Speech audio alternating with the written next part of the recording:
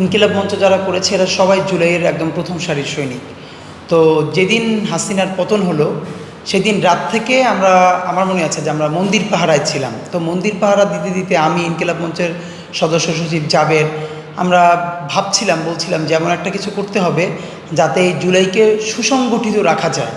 তো এটা প্ল্যান করতে করতে আমাদের 2-3 দিন পরই মনে হলো, আমরা খুব ভাবছিলাম যে অন্তত হাসিনা পতনের পরের 15 দিন বা 1 মাস, সেটা বিএনপি হোক, জামাত ইসলামী হোক, এরপরে ছাত্রদের যে সবাই মিলে শাহবাগ এবং ঢাকার বিভিন্ন পয়েন্ট একদম দিনরাত 24 ঘন্টা জমায়েত করে রাখবে। দুটো কারণে, একটা হলো এটাকে সেলিব্রেট করবার জন্য, দ্বিতীয়ত হলো যে যাতে আর একটা প্রতি বিপ্লব বা ষড়যন্ত্র হতে না পারে, এই জন্য আমাদের রাস্তায় থাকা অত্যন্ত জরুরি ছিল।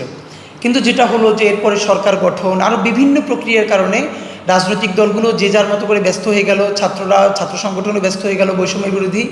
তখন আমাদের হঠাৎ মনে হলো, দেখলাম যে একদমই রাস্তা ফাঁকা, এবং তার কেউ তখনই প্রতি বিপ্লবের এরকম সেরকম কথা বলছে। তখন আমরা কোনো ধরনের চিন্তা না করে আমি, আমাদের আব্দুল্লাহ জাবের সেক্রেটারি, আমরা কয়েকজন বসে রাতে ঠিক করলাম যে আমরা ইনকিলাব মঞ্চ ঘোষণা করব এবং শাহবাগে গণহত্যাকারী আওয়ামী লীগের বিচার নিয়ে আমরা রাজপথে দাঁড়াবো, বিচারের দাবি নিয়ে। ঠিক সেই কথা মতে আমরা 13ই আগস্ট মনে আছে সকালবেলা আমরা আগের দিন ঘোষণা করি। এখানে আর একটা সিগনিফিকেন্ট কথা আছে, যেমন সম্ভবত তখনকার স্বরাষ্ট্র উপদেষ্টা সাখাওয়াত সাহেব উনি বলেছিলেন, এমন একটা বক্তব্য দিয়েছিলেন যে আওয়ামী লীগ যদি ওরকম করে ফিরে আসে তাহলে তারা রাজনীতি করতে পারবে। এটা আমরা ভীষণভাবে আহত হই এবং আমরা ফেসবুকের সাথে সাথে একটা বক্তব্য দিই যে উনি যদি ওনার বক্তব্য প্রত্যাহার না করেন তাহলে আগামীকাল আমরা শাহবাগে দাঁড়াবো। তো এরপর আমরা ঠিকই পরের দিন সকালে প্ল্যাকার্ড, সারা রাত আমরা কয়েকজন মিলে বাসা বসে প্ল্যাকার্ড লিখি এবং পরের দিন সকালে শাহবাগে দাঁড়াই। দুটো দাবি ছিল, 1 নম্বর হলো গণহত্যাকারী আওয়ামী লীগের বিচার করতে হবে এবং দ্বিতীয়ত স্বরাষ্ট্র উপদেষ্টা তার বক্তব্য প্রত্যাহার করতে হবে। তো স্বরাষ্ট্র উপদেষ্টা ওনার বক্তব্য প্রত্যাহার করেছিলেন এবং মজার ব্যাপার হলো আমরা যেদিন প্রথম সকালে দাঁড়াই তখন 10 থেকে 12 জন ছিলাম প্ল্যাকার্ড নিয়ে। তো আমরা 4 ঘন্টা সেই 10-12 জন স্লোগান দিয়েছি যে আওয়ামী লীগের বিচার করতে হবে। তো এই 4 ঘন্টা পরে দেখলাম এই 10 জনার মিছিলটা ছোট করে 100 জন 150 জন হয়ে গেল এবং সেই মিছিল নিয়ে আমরা রাজু ভাস্কর্যে তারপরে প্রথম দিনের প্রোগ্রাম শেষ করেছিলাম। এভাবে ইনকিলাব মঞ্চ শুরু। আমাদের একমাত্র প্রধানতম কাজ হলো যে কোনো মূল্যে জীবনের বিনিময় হলো জুলাইকে বাঁচিয়ে রাখতে হবে। আর জুলাই বাঁচিয়ে রাখা মানেই হলো আমরা একটা ইনসাফের বাংলাদেশ চাই, যেই বাংলাদেশে হিন্দু, মুসলিম, বৌদ্ধ, খ্রিস্টান নির্বিশেষে প্রত্যেকে শুধু তার নাগরিক পরিচয়ে সম্মানিত হবে, সে কোন দলের কোন মতের এটা না। আর ট্যাগিং কালচার চলবে না, আয়নাঘর গুম চলবে না।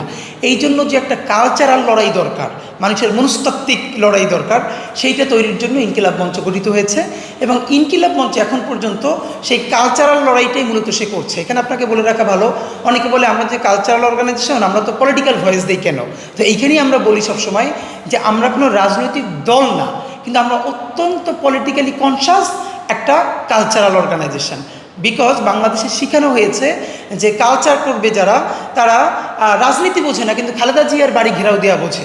যেমন চঞ্চল চৌধুরী, তিনি অভ্যুত্থানের পরে বললেন আমি শুধু আমার শিল্প নিয়েই থাকতে চাই, অথচ তাকে দেখলাম যে যখন বেগম জিয়া বাংলাদেশের পক্ষে অবরোধ রেখেছিলেন তখন তারা এই শিল্পীরা মিছিল নিয়ে বেগম জিয়ার বাড়ি অবরোধ করতে গিয়েছিল। যে কি করছে, সে জনদুর্ভোগ করছে।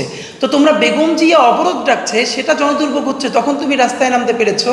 আর হাসিনা, ফ্যাসিস্ট খুনি হাসিনা হাজার হাজার মানুষ গুলি করে মেরে ফেলেছে, শুধু এইবার হেলিকপ্টার থেকে গুলি করে রিয়া গোপকে মেরে ফেলেছে, তখন তো তুমি তোমার শিল্পের দায় দাঁড়ায় নাই।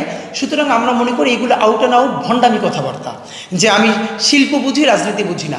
আমরা অত্যন্ত পলিটিক্যালি কনসাস একটা কালচারাল প্রেশার গ্রুপ, যারা আমরা বাংলাদেশের পক্ষে, জুলাইয়ের পক্ষে রাজনীতিটা করতে চাই এবং যেই রাজনৈতিক দলগুলো জুলাই ভুলে যাবে তাদেরকেও প্রেশার দিয়ে আমরা জুলাইয়ের পক্ষে আনতে চাই। এটাই আমাদের রাজনীতি। আমাদের দল নাই, কিন্তু আমাদের রাজনীতি আছে।